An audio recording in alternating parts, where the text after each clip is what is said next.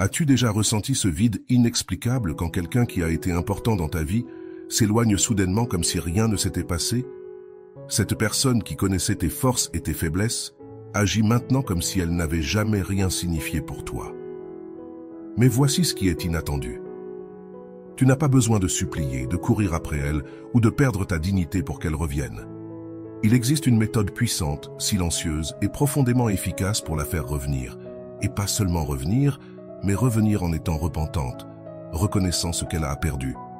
Dans cette vidéo, tu vas découvrir une stratégie aussi subtile que impactante, basée sur l'autocontrôle, la tempérance et la sagesse stoïcienne. Il ne s'agit pas de manipulation, mais de transformation, car lorsque tu changes, tout autour de toi commence à changer. Prépare-toi à comprendre comment le silence, l'amélioration personnelle et l'absence de besoin peuvent devenir tes meilleurs alliés. Ce que tu es sur le point d'apprendre pourrait changer complètement ta façon de voir les relations et ouvrir la porte à un retour que tu ne provoques pas, mais qui se fait naturellement. Avant de commencer, je veux que tu prennes un moment et écrives dans les commentaires « Mon changement commence maintenant avec le stoïcisme ». Fais-le comme un engagement envers toi-même. Un premier pas vers la meilleure version de toi. Ensemble, nous allons sur ce chemin. Numéro 1. Le silence comme message puissant. Souvent, nous croyons que le silence signifie abandon, indifférence ou défaite. Nous pensons que si nous ne disons rien, si nous n'expliquons pas notre point de vue, si nous ne justifions pas nos actions, l'autre ne comprendra pas. Mais ce que nous ne comprenons pas, c'est que le silence, utilisé avec intention, peut être la forme de communication la plus puissante. C'est un miroir inconfortable qui oblige l'autre à se regarder à l'intérieur, sans distraction ni excuse. Lorsque tu choisis de ne rien dire, tu n'es pas en train de disparaître. Tu laisses simplement de l'espace pour que l'autre remarque ton absence, ressente ton manque et surtout réfléchisse sans que tu aies à le convaincre de quoi que ce soit. Te justifier sans cesse te rend prévisible et ce qui est prévisible perd de son impact. Lorsque quelqu'un sait déjà que tu vas envoyer un message, appeler ou chercher des explications, il arrête de t'écouter. Ta voix devient du bruit de fond. Mais lorsque tu cesses de parler, lorsque tu n'envoies aucun signal, quelque chose change. La routine est brisée, et c'est dans cette rupture que le véritable pouvoir de ta présence commence à émerger, non pas parce que tu cherches à manipuler, mais parce que tu arrêtes de supplier, et ce changement d'énergie transforme tout. Le psychologue John Gottman, expert en relations humaines, affirme que dans un conflit, ce qui est le plus efficace n'est pas d'insister ni de forcer une résolution immédiate, mais de créer un espace de non-réaction.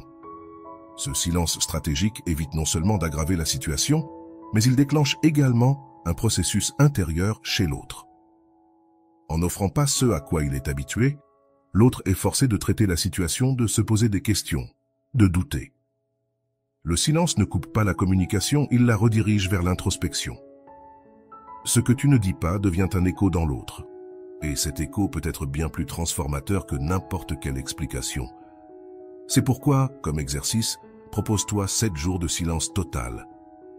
Ce n'est pas une punition ni une technique d'indifférence, c'est une pratique de présence intérieure. Ne texte pas, n'appelle pas, ne vérifie pas ses réseaux. Au lieu de concentrer ton attention sur cette personne, dirige-la vers toi. Améliore quelque chose de tangible, ton corps, ton environnement, tes habitudes. Fais de l'exercice, nettoie ton espace, organise ta vie. Le silence n'est pas du vide, c'est une redirection. Tout ce que tu investissais dans cette relation, investis-le maintenant en toi-même. Et pendant ce temps, l'autre commencera à ressentir quelque chose qu'il ne ressentait pas auparavant, le vide où tu étais. Ce vide ne se remplit pas avec n'importe quoi, car si tu étais présent avec authenticité, amour et engagement, ton absence pèsera. Pas immédiatement, mais avec le temps. La mémoire émotionnelle commence à se réveiller. Les moments partagés, les détails, les conversations, tout revient dans l'esprit de l'autre. Et quand il n'y a pas de bruit, ces souvenirs résonnent plus fort. Ce n'est pas que tu cherches à provoquer cela, c'est que le silence ouvre un espace pour que ces souvenirs surgissent d'eux-mêmes. Et quand cela se produit, ta présence prend de la valeur. Tu n'es plus la personne qui est là à supplier d'être vue. Tu es celle qui est partie en silence, sans drame, sans supplication, avec dignité. Avant de continuer, si tu es nouveau sur ma chaîne, profite pour t'abonner et activer la cloche pour continuer à recevoir mon contenu et t'aider à vivre une vie beaucoup plus épanouie. Numéro 2, l'absence génère de la valeur. Quand tu es toujours disponible, tu deviens une partie du décor, quelque chose qui est toujours là et qui finit par ne plus être remarqué. Pas parce que tu n'as pas de valeur, mais parce que la familiarité le rend invisible. Et c'est là que se produit la grande erreur. Penser que pour que quelqu'un ne t'oublie pas, tu dois être constamment présent, répondre rapidement, publier des histoires, envoyer des messages. Mais en réalité, l'abondance de présence tue l'impact. La véritable influence naît de la rareté. Ce n'est pas l'absence par punition, c'est l'absence par dignité. C'est permettre à ton absence de révéler ce que ta présence ne pouvait plus prouver. Ta présence constante peut être mal interprétée comme un besoin, comme si tu avais besoin d'être là pour ne rien perdre. Mais lorsque tu fais un pas en arrière, sans avertir, sans explication dramatique, sans sous-entendu, tu commences à transmettre quelque chose de très différent. Tu transmets que tu as une vie au-delà de celle de la personne qui s'éloigne. Et cette énergie est magnétique, car il n'y a rien de plus attirant que quelqu'un qui n'a pas besoin de quémander de l'attention, quelqu'un qui, au lieu de combler les vides des autres, commence à nourrir les siens. Numéro 3, cesser de courir après pour retrouver ton centre. Lorsque quelqu'un s'éloigne de ta vie, la réaction automatique est souvent de courir après cette personne, comme si la distance physique ou émotionnelle devait être réduite au plus vite. L'impulsion est forte, presque irrésistible, de chercher une réponse, une explication, quelque chose qui apaise la tempête intérieure. Mais cette urgence ne vient pas de l'amour, mais de la peur de l'abandon, de la solitude, du silence, qui est plus douloureux que n'importe quel mot prononcé. Lorsqu'on se déstabilise et que le chaos des autres devient le sien, c'est là que l'individu stoïque fait un pas en arrière. Pas parce qu'il s'en fiche, mais parce qu'il a appris que perdre sa sérénité coûte trop cher en échange d'une attention momentanée. La sagesse stoïque enseigne qu'il ne faut pas permettre aux actions des autres de déterminer ton état émotionnel. Lorsque tu cours après quelqu'un qui s'éloigne, tu dis à ton esprit que sa présence vaut plus que ta tranquillité, et cela te rend esclave de la réaction. En revanche, le véritable pouvoir réside dans le fait de rester avec soi-même, de ne pas bouger, de respirer profondément et d'observer sans agir. De cette quiétude naît une force différente, une force qui n'a pas besoin de prouver quoi que ce soit, qui ne force pas ce qui ne veut pas être. Les études psychologiques soutiennent cette posture. Des recherches publiées dans le Journal of Personality and Social Psychology confirment que ceux qui agissent poussés par l'anxiété, par la peur de perdre, ont tendance à prolonger leur souffrance. Si vous êtes arrivé jusque-là, écrivez en commentaire « Je mérite d'être aimé ». Le manque de contrôle émotionnel ne fait pas que empirer la situation, il affecte aussi notre perception du contrôle. On a l'impression de ne pas tenir la barre, que nos émotions sont aux commandes, que l'angoisse dicte nos décisions. Cette sensation alimente un cycle de dépendance qui finit par drainer toute notre énergie. C'est pourquoi l'exercice le plus sage que tu puisses faire n'est pas d'envoyer un message ou de chercher une conversation précipitée, mais d'écrire. Prends un carnet et demande-toi avec une brutalité honnête. Quelle partie de moi se sent insuffisante si je ne reçois pas de réponse? L'écriture te révèle ce que les impulsions ne permettent pas de voir. Souvent, cette urgence de contact est une urgence de validation. Après avoir écrit, fais quelque chose pour toi, non pas comme une échappatoire, mais comme une réaffirmation. Prends soin de ton corps, entraîne-toi, mange bien, dors tôt, reprends un projet que tu avais laissé de côté ou contacte quelqu'un qui te valorise sans condition. Tu ne fais pas semblant d'ignorer celui ou celle qui est parti, tu choisis de ne pas t'ignorer toi-même. Depuis ce lieu de reconnexion avec toi-même, quelque chose d'inattendu se produit. Ton énergie change. Elle n'est plus perçue comme un besoin, mais comme une présence. Tu n'as plus besoin de demander à quelqu'un de revenir, car tu deviens quelqu'un qui inspire le retour. La paix que tu construis en toi devient plus attrayante que n'importe quelle insistance. Et même si cette personne ne revient jamais, toi, tu n'es plus là où on t'a laissé. Tu es plus haut, plus centré, plus complet. Et cela, c'est la véritable victoire, avoir transformé l'abandon en une rencontre avec toi-même. Tu as cessé de courir, et en faisant cela, tu as retrouvé ton centre. Et depuis ce centre, tout ce qui arrive, le fait par affinité, non par désespoir. Tu ne deviens pas un aimant en insistant, mais en existant pleinement. C'est cela la force silencieuse du stoïque, celle qui ne supplie pas, mais qui ne se ferme pas non plus.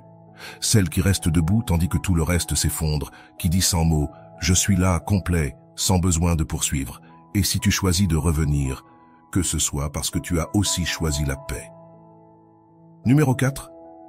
Cesser d'alimenter des liens par besoin. Lorsque tu construis un lien à partir du besoin, tu le contamines dès le départ. Même s'il semble être de l'affection, même s'il semble être de l'amour, au fond, il y a de la peur. Peur de ne pas être assez, peur d'être oublié, peur que si tu ne fais pas ce qu'il faut, l'autre partira. Et lorsque tout ce que tu donnes naît de cette peur, ce que tu reçois n'est pas réel.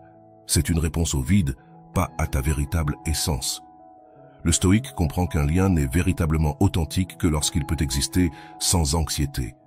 Lorsqu'on n'a pas besoin d'être vu pour sentir qu'on existe, lorsqu'on n'agit pas pour combler un vide, mais parce que notre intérieur est déjà plein, et c'est de cet endroit qu'on décide de partager. Le problème apparaît lorsque tu fais des choses uniquement pour que l'on te remarque, lorsque tu appelles non pas parce que tu en as envie, mais parce que tu as peur que si tu ne le fais pas, on t'oublie. Lorsque tu poses des questions, que tu insistes, que tu t'expliques, tout cela dans l'espoir de maintenir le lien vivant. Mais ce type de lien n'a pas de racines profondes. Il devient fragile, dépendant, conditionné. Et toi, tu deviens quelqu'un qui n'agit plus par choix, mais par besoin. C'est là que l'authenticité se perd, et avec elle, le respect. La neuropsychologie sociale le confirme. Les liens qui naissent de l'anxiété génèrent des patterns de codépendance, c'est-à-dire des relations où l'un vit dans l'attente de l'autre, où l'autonomie disparaît, où chaque geste était mesuré par la peur de briser ce qui, en réalité, est déjà brisé. Et ce n'est pas tout. Le stress augmente, car maintenir un lien par peur est épuisant. Cela te vole ton énergie, te réduit et t'empêche de voir que tu n'as besoin de remplir personne, ni d'être rempli par quelqu'un, car tu as déjà ce qu'il te faut, ton propre feu intérieur. Fais un exercice simple mais révélateur. Prends une feuille et écris toutes les choses que tu fais par peur de perdre quelqu'un. Combien de fois as-tu écrit par insécurité? Combien de fois as-tu dit « oui » alors que tu voulais dire « non », juste pour qu'on ne s'éloigne pas? Combien de fois es-tu resté silencieux par crainte de déranger? Tout cela vient du besoin, pas de la plénitude. Une fois que tu as cette liste, prends une autre feuille et écris ce que tu ferais si tu savais déjà que tu es suffisant. Si tu savais que tu n'as rien à prouver, que ta valeur ne change ni que tu sois là, ni que tu ne sois pas là. C'est cette version de toi que tu dois commencer à incarner. Lorsque tu fais ce changement, quelque chose se transforme. Tu ne vis plus en cherchant des signes, en attendant des réponses, en suppliant de l'attention. Ton énergie retourne à toi et c'est magnétique, car quand quelqu'un agit depuis la plénitude, cela se remarque. La façon dont tu parles, dont tu entres et sors d'une conversation, dont tu choisis d'être là sans exiger. Tout cela communique un message très clair. Je vais bien avec moi-même, je n'ai pas besoin qu'on me complète. Mais si tu choisis de partager cet espace avec moi, librement, sois le bienvenu. Et là naît la véritable attraction. Ce n'est plus un lien basé sur l'urgence, mais sur l'équilibre. Tu ne cherches plus à être sauvé, ni à sauver qui que ce soit. Tu avances simplement avec fermeté, sachant que ceux qui resteront le feront parce qu'ils le veulent, non parce que tu les as pressés. Ce type de lien n'a pas besoin d'être forcé, car il coule depuis l'authenticité, depuis un endroit où l'amour ne se mendie pas, il se partage. Là où le silence n'effraie pas, il donne la paix. Et là, toi, tu cesses enfin d'agir par manque pour commencer à vivre dans la vérité. Numéro 5. La force est de ne pas briser le personnage. Lorsque quelqu'un s'éloigne, lorsque tu ressens le vide de l'absence, la tentation de briser ton personnage est énorme. L'urgence de chercher, d'expliquer, de clarifier les malentendus, de démontrer que tu es toujours là. Mais c'est précisément à ce moment que ta véritable transformation peut se produire. Pas dans ce que tu fais vers l'extérieur, mais dans ce que tu choisis de ne pas faire. Parce que celui qui parvient à rester fidèle à ses principes, même au milieu du chaos émotionnel, devient quelqu'un qui laisse une empreinte profonde. Le calme, la fermeté, la cohérence. Voilà ce qui te place au-dessus de n'importe quel drame passager. Briser ton personnage par impulsion, c'est ce que fait la plupart des gens, et c'est là que le respect se perd. Parce que si un jour tu es ferme et que le lendemain tu supplies de l'attention, le message est contradictoire. Personne n'admire celui qui se brise à la première tempête. Celui qui reste fidèle à son essence, qui ne se trahit pas même quand les émotions sont fortes, devient magnétique, car cette intégrité interne est rare, et ce qui est rare ne s'oublie pas. Si vous êtes arrivé jusque-là, écrivez en commentaire « Je suis prêt à être aimé ». La science soutient cette idée. Une étude publiée dans la revue Émotions par l'American Psychological Association a montré que ceux qui savent réguler leur comportement face au rejet sont vus avec plus de respect à long terme. Il ne s'agit pas de se réprimer, mais de se maîtriser, d'agir depuis la meilleure version de soi-même, pas depuis la douleur. Et cela nécessite une décision constante. Ne pas céder, ne pas se laisser emporter par l'émotion du moment, ne pas trahir sa dignité juste pour apaiser une douleur temporaire. C'est pourquoi l'exercice est si important. Écris une liste de tes principes personnels, pas ceux que tu penses devoir avoir, mais ceux que tu veux réellement honorer. Peut-être que l'un d'eux est de ne pas supplier, un autre de ne pas réagir dans la colère, un autre de tenir ta parole envers toi-même. Cette liste doit être ton guide lorsque tout en toi voudra courir. À la recherche de réponses, lis, respire, demande-toi ce que tu veux faire maintenant. Est-ce que cela me rapproche ou m'éloigne de la personne que je veux être? Cette pause peut tout changer, car ce qui définit ton caractère, ce n'est pas ce que tu fais quand tout va bien, mais ce que tu choisis quand tout semble s'effondrer. C'est dans cet instant d'incertitude que tu décides si tu deviens inoubliable ou simplement une personne de plus, parmi celles qui ont agi sur un coup de tête et qui se sont ensuite repenties. Et si tu parviens à te maintenir, si tu parviens à garder ta position avec fermeté, quelque chose commence à changer. Tu ne réagis plus par besoin, mais par conviction. Tu ne te préoccupes plus de ce que l'autre pense, parce que tu sais que ta paix ne dépend pas de cela. Et cette force se remarque, elle se ressent. Parfois, sans rien dire, juste par ton silence, tu fais plus de bruit que n'importe quel cri désespéré. Et cette absence de désespoir désoriente, car celui qui pouvait autrefois te prédire ne sait plus comment te contrôler. C'est cela qui crée une véritable attraction, non pas le jeu des allées et venues, mais la cohérence profonde, la certitude que, même si cela fait mal, tu restes toi. Tu ne te rabaisses pas par peur, tu ne te dissolves pas par anxiété. Tu peux tenir ta position avec la même calme qu'un arbre qui résiste au vent sans cesser d'être un arbre. Et lorsque cela se produit, celui qui t'a perdu commence à voir une version de toi qu'il ne peut plus contrôler. Une version qui ne dépend pas, qui n'insiste pas, qui ne se brise pas parce qu'elle a compris que la valeur ne se mendie pas. Elle s'incarne. Et rester fidèle à soi-même n'est pas seulement le plus grand acte de respect, c'est aussi le début d'une nouvelle histoire où tu n'es plus celui qui supplie, mais celui qui inspire. Numéro 6. Cesser de se justifier.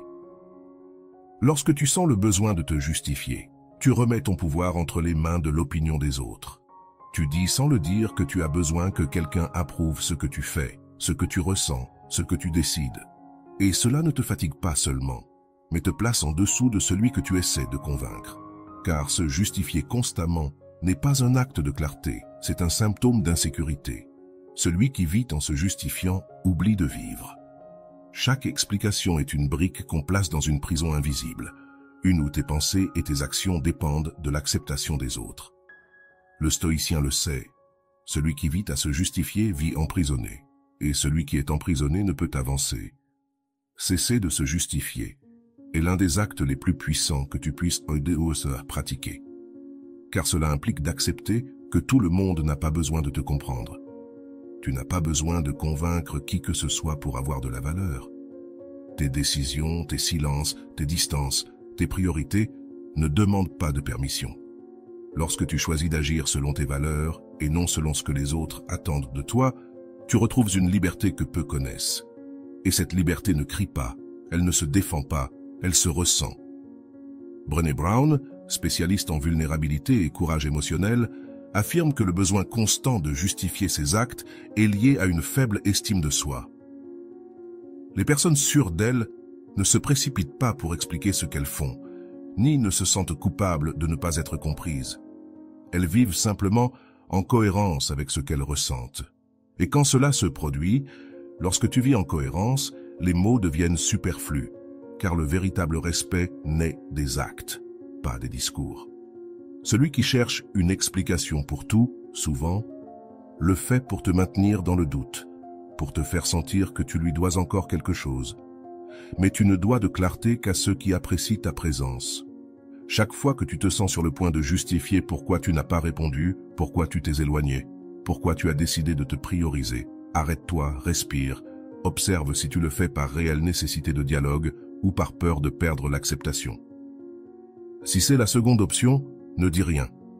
Laisse tes actions parler pour toi. Que ta constance, ton évolution, ta façon d'être présent sans mendier, transmettent ce que les mots ne peuvent plus. Car il arrive un moment dans la vie où le silence vaut mieux que 1000 explications. Ce n'est pas de l'arrogance, c'est de l'évolution. L'exercice est simple.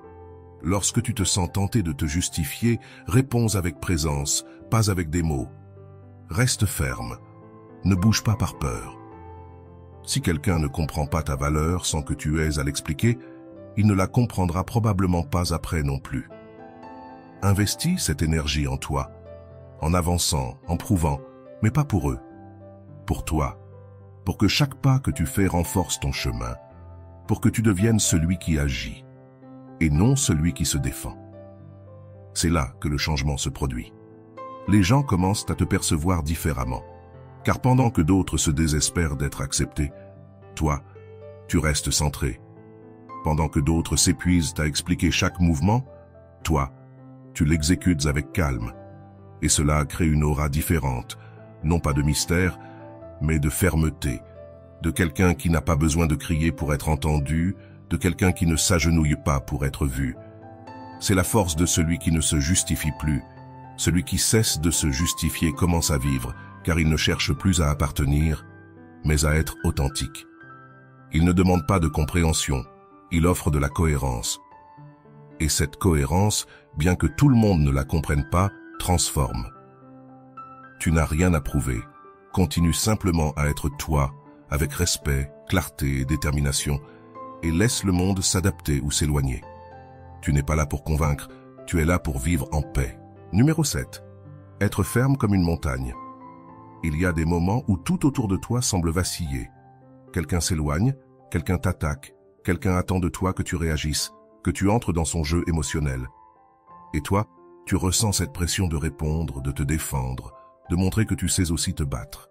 Mais c'est là que tout se joue, car le véritable pouvoir n'est pas dans le fait de hausser la voix, mais dans le fait de rester silencieux, de ne pas bouger, d'être comme une montagne face au vent, immobile, serein, observateur. Cela n'est pas de la faiblesse, c'est de la maîtrise. Parce que tout le monde peut crier, mais très peu savent rester immobiles quand tout bouge autour d'eux. La plupart réagissent sur un coup de tête, se laissent emporter par la colère, l'anxiété, le besoin d'avoir le dernier mot. Mais le stoïcien, lui, il respire et attend. Pas parce qu'il ne ressent rien, mais parce qu'il a appris que l'émotion débridée ne fait qu'augmenter le chaos. Lorsque tu choisis de rester ferme, lorsque tu choisis de ne pas tomber dans le drame, tu protèges quelque chose de bien plus précieux que ton orgueil. Tu défends ta paix. Et cette paix devient ton bouclier, ton signe d'autorité silencieuse. Ta façon de dire « Je ne me laisserai pas entraîner ». La Harvard Medical School a prouvé que la pratique quotidienne de la méditation et du contrôle émotionnel réduit de manière significative la réactivité impulsive. Les personnes qui consacrent quelques minutes chaque jour à être en silence, à observer leur esprit, à respirer consciemment, développent une résilience bien plus grande face au stress. Ce n'est pas de la magie, c'est de la neuroscience. Le cerveau se façonne et chaque fois que tu choisis de ne pas répondre avec colère, tu renforces une partie de toi qui auparavant cédait facilement. Cette partie qui maintenant se transforme en roche. L'exercice est simple mais puissant. Médite 5 minutes par jour. Tu n'as pas besoin de musique, de fumée d'encens, ni de perfection. Seulement toi, dans le silence. Ferme les yeux et visualise une montagne solide, géante, imperturbable. Le vent souffle, Les nuages passent, la pluie tombe, mais elle ne bouge pas. Ainsi doit être ton esprit, ainsi doit être ton énergie. Lorsque l'anxiété arrive, ne la repousse pas. Regarde-la, reconnais-la et laisse-la passer. Tu n'es pas cette émotion. Tu es la montagne qui la voit passer sans se briser. Et lorsque tu pratiques cela avec constance, tu commenceras à remarquer un changement. Tu ne réagis plus à chaque commentaire, tu ne te brises plus à chaque absence, tu ne cours plus après le conflit. Ta posture calme commence à provoquer quelque chose de différent chez les autres, car lorsque tu ne réponds pas comme on l'attend, tu désorientes les autres. Lorsque tu ne tombes pas dans le piège, tu les obliges à regarder leurs propres actions. Et là commence le doute. Pourquoi ne s'est-il pas brisé? Pourquoi ne m'a-t-il pas demandé d'explication? Pourquoi n'est-il pas tombé dans le drame? Ce doute, dans le silence, devient une graine. Et les graines, avec le temps, germent. De ce calme, tu retrouves ton pouvoir. Il n'y a pas de cri, de supplique, de réaction vide. Seulement toi, observant, vivant, avançant. Et si quelqu'un veut revenir, qu'il revienne par choix, pas parce que tu l'as traîné dans ta désespérance. Le respect se construit ainsi, depuis la fermeté, non depuis le besoin. Sois comme la montagne, regarde le vent passer. Tu n'as pas besoin de bouger pour être fort, tu as seulement besoin de rester là. Et celui qui devra te voir le fera, et lorsqu'il le fera, il ne verra pas quelqu'un qui s'est effondré, mais quelqu'un qui est devenu son propre refuge. Numéro 8. Transformer l'absence en une présence inoubliable. Se retirer ne signifie pas toujours abandonner. Parfois, se retirer avec dignité est la décision la plus puissante que tu puisses prendre, car tu n'es pas en train de fuir, tu es en train de communiquer, sans mots, que ton énergie ne soutiendra plus un lien que seul toi alimentais. Ce n'est pas une punition, ce n'est pas de la vengeance, c'est du respect pour soi-même. C'est regarder une situation et dire « Jusqu'ici, je ne vais pas continuer à insister là où il n'y a pas de réciprocité. » Et même si tu ne dis rien, même si tu n'expliques rien, ton absence commence à parler, et ce qu'elle dit est clair. Je ne suis plus disponible pour ce qui me fatigue. Lorsque ta présence devient constante, prévisible, attendue, elle perd de son impact. Ceux qui sont habitués à t'avoir toujours là commencent à prendre ta compagnie, ton affection, ton dévouement pour acquis. Et c'est normal. L'être humain a tendance à valoriser davantage ce qui est rare.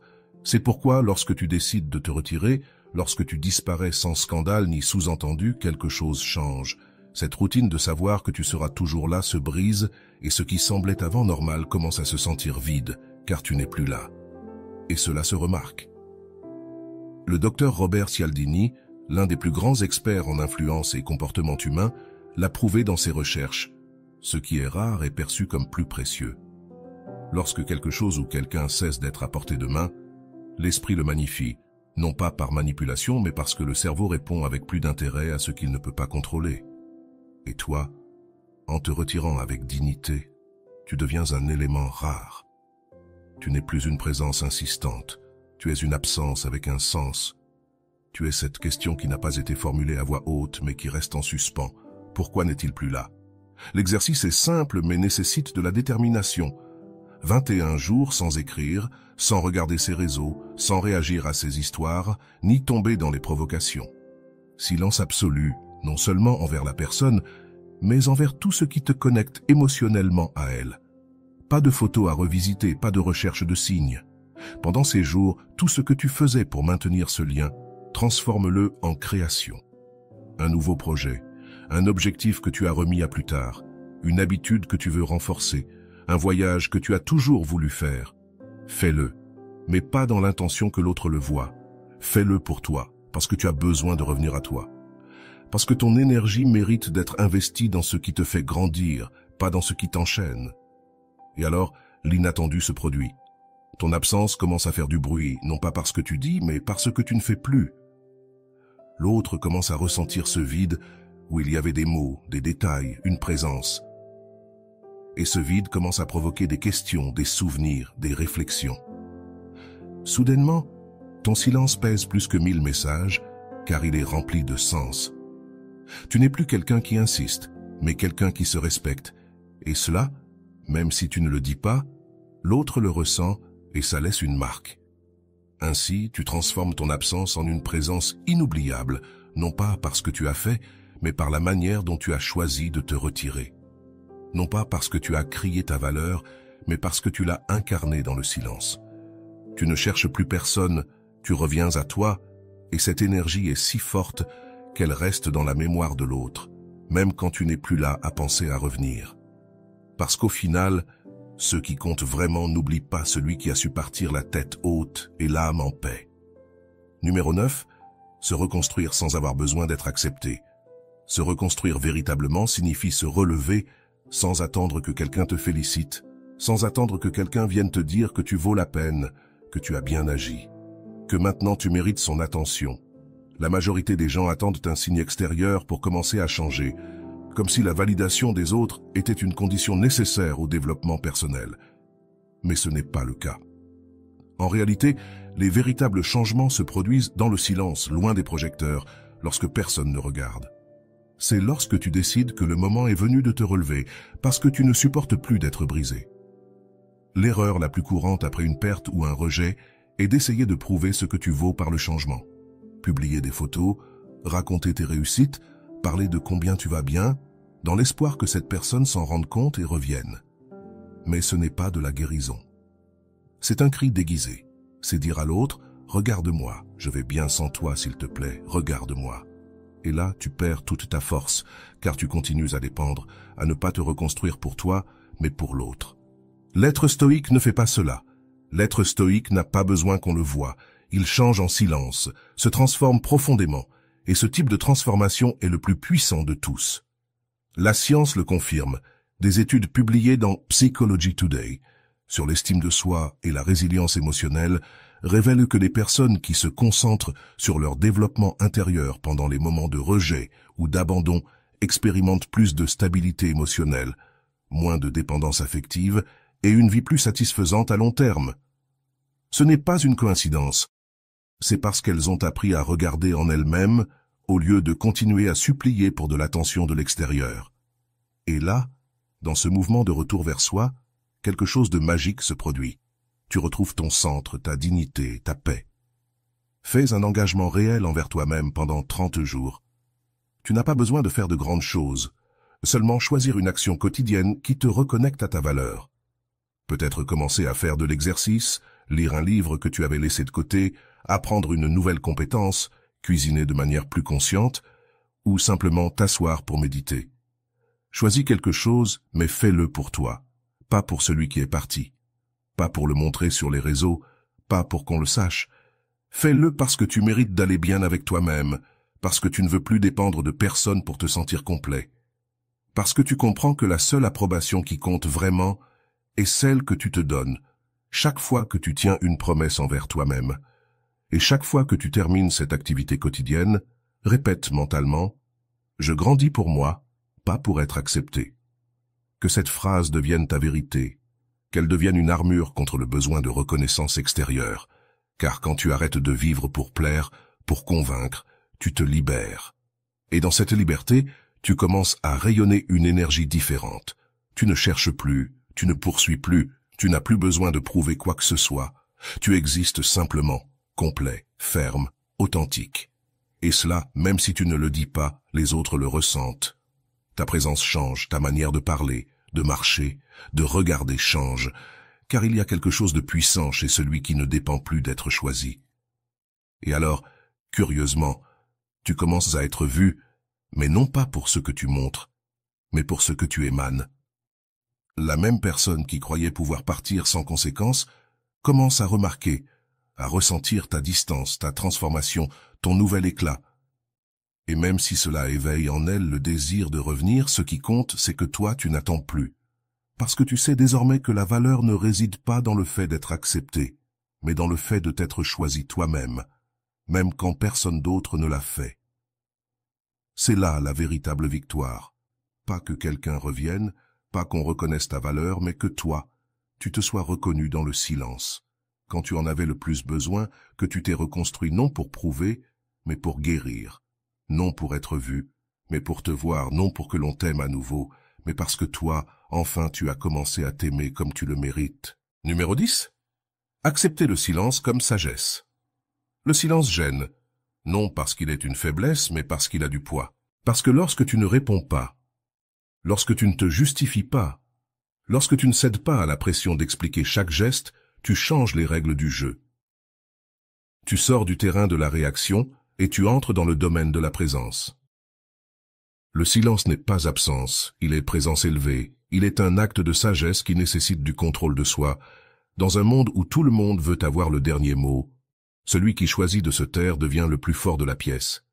Lorsque tu acceptes le silence comme réponse, tu commences à dominer quelque chose de bien plus précieux que l'argument. Tu te domines toi-même.